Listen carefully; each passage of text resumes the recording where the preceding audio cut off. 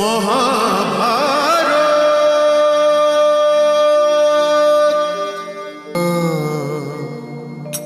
শিষ্য কৃষ্ণ ভগবান।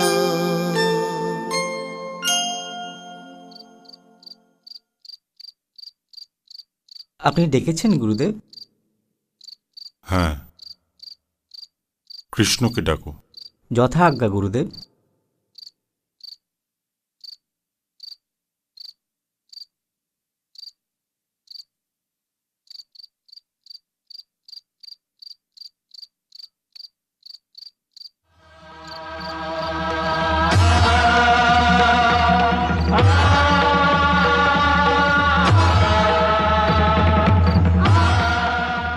প্রণাম গুরুদেব।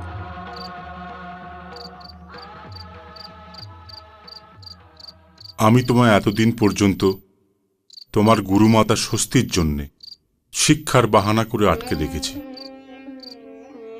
কিন্তু এটা গুরুকে শোভা দেয় না। এই জন্যে তোমরা দুই ভাই তার সাথে দেখা না করেই সূর্যোদয় হওয়ার আগেই মথুরা চলে গেলে ভালো হয়। যথা আজ্ঞা গুরুদেব। কিন্তু গুরুমাতা ভোজন নিয়ে অপেক্ষা করছেন নিশ্চয়ই। মথুরা যাওয়ার পূর্বে ওখানে চলে যাই।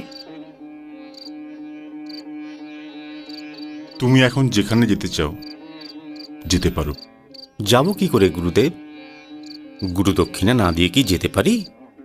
তুমি আমার সাথেও লীলা করছো, লীলা পুরুষোত্তম কৃষ্ণ। কিন্তু লীলাতেও তো কর্তব্য পালন করতে হয়, তাই না গুরুদেব? গুরু দক্ষিণা না দিয়ে শিষ্যের বিদ্যার ওপরে তো কোনো অধিকারই থাকতে পারে না। তাহলে কি আপনি এটাই চাইছেন যে আমি এমনিই চলে যাব? তাহলে আমি গুরুদক্ষিণা তোমার ওপরেই ছেড়ে দিচ্ছি, যা ইচ্ছে হয় দাও। আমি তো আমার গুরুমাতার শান্তিই চাইব। আমিও তো সেটাই চাই, কিন্তু গুরুর নিজের স্বার্থ দেখবার কোনো অধিকার নেই। কিন্তু শিষ্যের তো তার নিজের স্বার্থ দেখবার অধিকার আছে না গুরুদেব?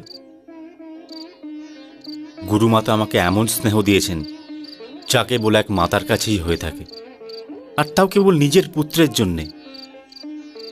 আমি ওই স্নেহকে কখনো ছেড়ে যেতে পারবো না। কিন্তু তুমি ওকে খুঁজবে কোথায়? এতগুলো বছর কেটে গেছে।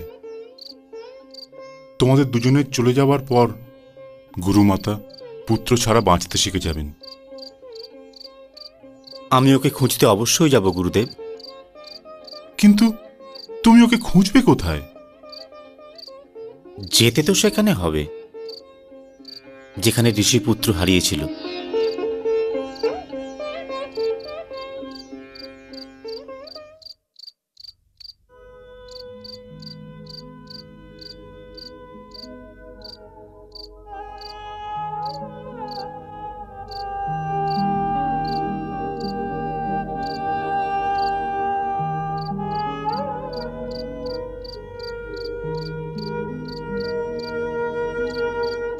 মাতা,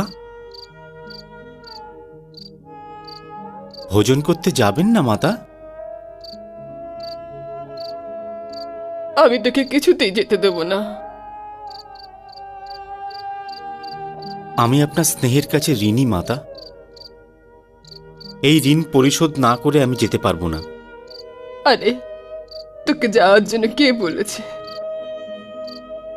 তোকে পাওয়ার পর আমি তো নিজের পুত্রকেও ভুলে গেছি বৎস। তুই কখনো ওর জন্য আমায় কাঁদতে দেখেছিস? আমি দেবকী বা যশোদার সাথে নিজের তুলনা করছি না বৎস, কিন্তু মায়ের মমতার ঋণ কি কখনো পরিশোধ করা যায়? আরে, মায়ের হৃদয়ের কষ্ট তো স্বয়ং নারায়ণও বুঝতে পারেন না। উনি তো পরম পিতা, পরম মাতা তো উনি নন, তাই না? মাতা। মহা